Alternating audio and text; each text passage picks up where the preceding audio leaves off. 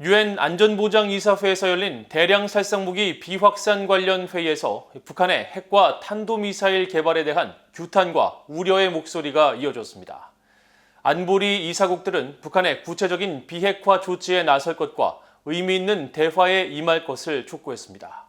첫 소식 박형주 기자가 보도합니다.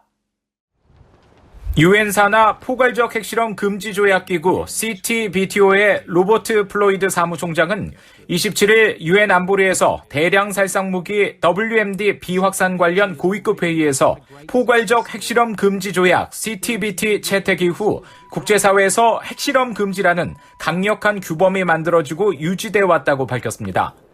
플로이드 사무총장은 그러면서 21세기 들어 유일하게 한 나라만이 이 규범을 어겼다면서 북한 핵실험 문제를 지적했습니다.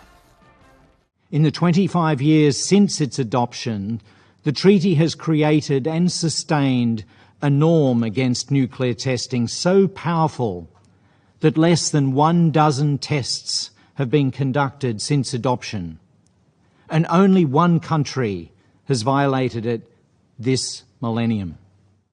이어진 이사국 발언에서는 북한의 핵과 탄도미사일 개발에 대해 직접적인 비판이 쏟아졌습니다. 안보리 상임이사국인 영국은 북한이 지난 15일 안보리 결의 위반인 탄도미사일 2발을 발사하고 2006년 이후 6차례 핵실험을 강행한 사실을 지적하며 북한의 계속되는 불법적인 핵과 탄도미사일 프로그램 개발을 규탄하며 완전한 비핵화를 촉구했습니다. We call for the complete, verifiable and irreversible denuclearization of North Korea, and I urge the country to resume dialogue with the international community. We call on North Korea to sign and ratify the Comprehensive Nuclear Test Ban Treaty.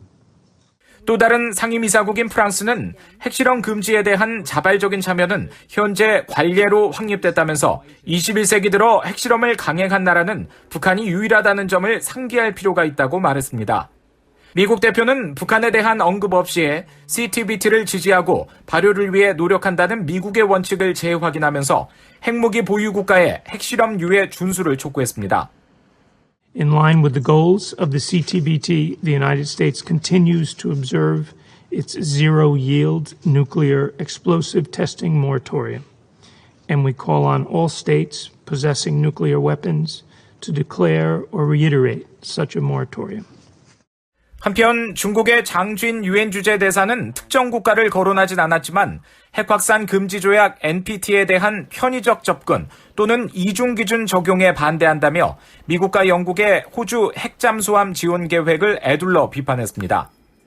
지난 1996년 9월 채택된 포괄적 핵실험 금지 조약은 핵 역량을 보유한 44개 나라가 모두 서명 비준해야 하지만 미국과 중국, 이집트, 이스라엘, 이란은 CTBT에 서명만 하고 비준하지 않았으며 북한과 인도, 파키스탄은 서명조차 하지 않았습니다.